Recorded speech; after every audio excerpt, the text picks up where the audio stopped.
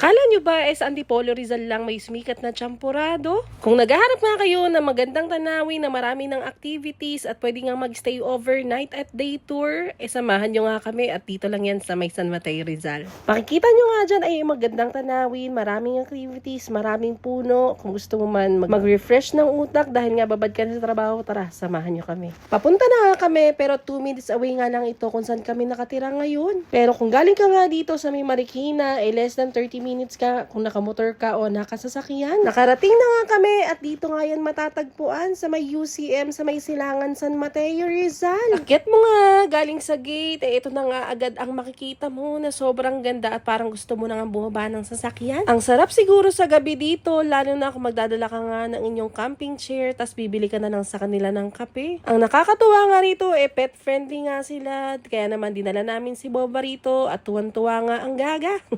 Dahil nga open area sila, makikita mo nga dito siguro kung gabi to ang ganda ng city lights. Dahil nga takbo ng takbo si Boba dyan, nagkaroon siya ng maraming friends, ang daming natuwa sa kanya. Aside nga sa magandang tanawin, ay meron nga rin silang mga activities tulad na nga lang nito ng 4x4 at iikot ka nga nila sa bundok. Meron na nga rin silang malaking parking at meron na nga rin silang restaurant dito sa may taas pero hindi pa nga open. Kaya naman nagkubo muna kami. Ito na nga rin yung packages na meron sila para sa day tour and overnight at meron na nga kasamang accommodation pati na nga rin activities. Umakyat na nga muna kami nito para ipakita sa inyo kung ano nga meron dito sa loob ng UCM Adventure. Yung sa taas pala na yan, ayan yung kanilang restaurant pero nga hindi pa open kaya naman magkukubo muna kami. Marami pang ang ginagawang area siguro para yan sa accommodation. Takbo na nga ng takbo si Boba dito na walang iniisip na init pero umaga kasi kami nagpunta nito kaya naman maganda ang araw. Ngayon na nga lang lumabas itong Boba namin kaya naman tuwang-tuwa, labas na nga ang dila sa pagod. Pero napakaganda kasi ng mga tanawin kaya walang keme-keme at takbo kung saan-saan na nga itong batang ito. So ito nga palang UCM Adventure, meron siyang entrance fee na 100 pesos. Kung hindi ka nga kakain,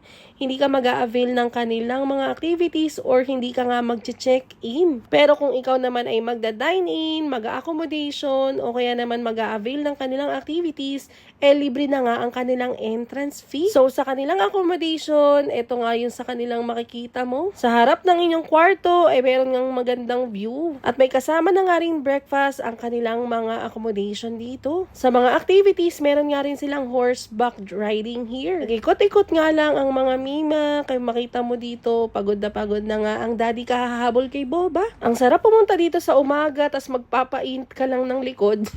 Maaga kasi ako nagising at niyaya nga ako ni Maui na sabi niya nga may pupuntahan kami na malapit lang dito sa bahay namin. Akala ko naman coffee shop nga lang yung pupuntahan tapos overlooking kasi nga maraming yan dito sa amin. Pero nung nakita ko to, akala ko nasa Tagaytay kami. So aside nga sa mga kubo, meron din silang pang camping tent dito pati na nga rin mga camper van. Kaya naman pwede kayong mag-overnight dito sa mga couple dyan and family na magustong magbakasyon. At sa mga ayaw bumiyahin ng malayo, dito nga lang yan sa San Mateo Rizal. Aside nga sa horseback riding, 4x4, meron nga rin silang zipline dito, pati na nga rin pwede kayong magbike kung couple kayo o kung single ka, walang problema, mga zes. Pwede na nga rin kayo maglakad dito sa kanilang hanging bridge, pati na nga rin mag-picture-picture. Napaka-instagrammable nga kahit saan ka nga lumingon, magpapapicture ka nga talaga sa bawat sulok nitong UCM Adventure, kaya naman anong hinihintay mo? Gusto mo rin bang makita o ma-experience itong magandang tanawin?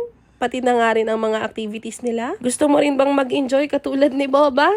So, dito lang yan sa may UCM Adventure. Murang-mura na nga rin ang kanilang mga pagkain. Sa mga susunod na araw, tatry namin pumunta rito sa mga bandang hapon na para nga makita namin ang city lights sa gabi. Dahil nga umaga kami napunta, magbe-breakfast na nga rin kami. Ang nakakatuwa nga rito, nasama nga namin si Boba dahil nga pwede ang pet at dito ko na nga rin siya pinakain. Pinakain mo na ng daddy niya.